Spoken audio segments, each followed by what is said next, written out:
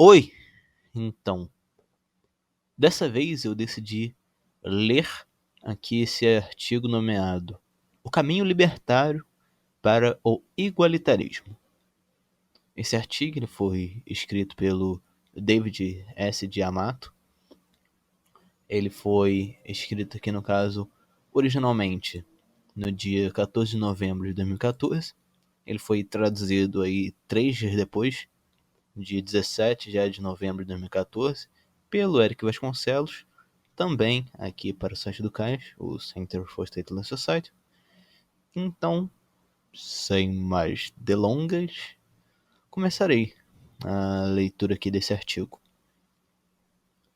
Um estudo recente feito nos Estados Unidos pelo Bureau, não sei como se fala isso daqui ao certo, de Pesquisas Econômicas de Emanuel Sais e Gabriel Zuckman, mostrou que 0,1% de famílias americanas mais ricas possuem mais ou menos a mesma parcela de riqueza que os 90% mais pobres. Aqui também tem um hiperlink para se vocês quiserem ler aí o estudo qual está sendo referenciado aqui no artigo. Agora, voltando à leitura do artigo em si. Além disso, o estudo mostra que a recuperação que continuamos a ouvir falar ainda não alcançou a classe média nos Estados Unidos, tendo beneficiado somente aqueles no topo da pirâmide. Como uma parcela muito pequena da população detém uma riqueza tão grande, analistas e políticos analistas políticos e acadêmicos apontam os dedos uns para os outros e inventam soluções. Previsivelmente, o livre mercado é culpado pela ampliação das desigualdades de riqueza e renda. Expoentes da desregulamentação e da liberação dos mercados, os libertários normalmente são acusados de verem em um mundo de fantasia em que os problemas da desigualdade não existem. Nós, libertários, fazemos isso a nós mesmos. Quando o assunto surge, muitos de nós ficamos desconfortáveis e defensivamente insistimos que a desigualdade não é de fato um problema, que devemos analisar os padrões médios de vida e outras medições. Abre aspas. O capitalismo é ótimo para os pobres, eu juro. Fecha aspas. Os libertários devem aceitar o fato de que a desigualdade é de fato um grande problema. Mas não precisamos considerar a desigualdade como uma fraqueza em nossos argumentos em favor da liberdade econômica ou como uma questão na qual simplesmente não podemos vencer. As relações econômicas atuais não são resultado da liberdade de trocas ou de relações de propriedade legítimas. Os libertários, na verdade, estão em posição melhor do que se supõe. A liberdade e a igualdade se complementam e se reforçam, e esta resulta naturalmente daquela. Anarquistas individualistas, como Lyndon Spooner, consideravam que os extremos em riqueza e em pobreza resultavam de legislações positivas que colocavam leis arbitrárias no lugar de leis naturais e estabeleciam monopólios e privilégios. No capitalismo, alegava Spooner, os donos do capital tinham poderes especiais na economia, poder que nada tinha a ver com a liberdade de produção, comércio e concorrência.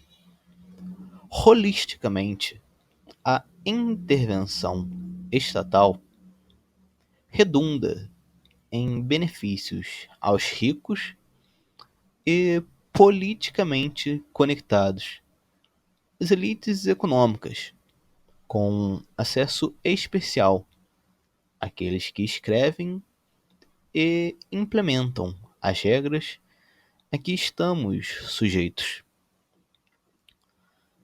Essas intervenções não são perfeitas e, certamente, o sistema de capitalismo monopolístico vigente no país possui leves proteções aos trabalhadores, consumidores e pobres.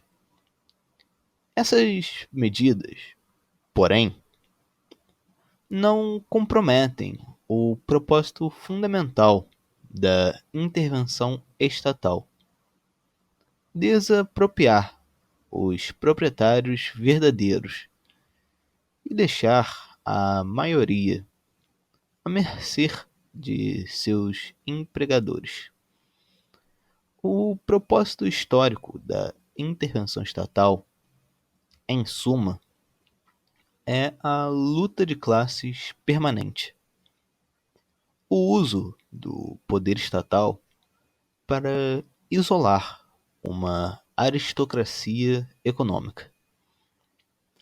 A esquerda política está certa a respeito da desigualdade, mesmo que esteja errada a respeito da liberdade, dos direitos individuais e dos mercados.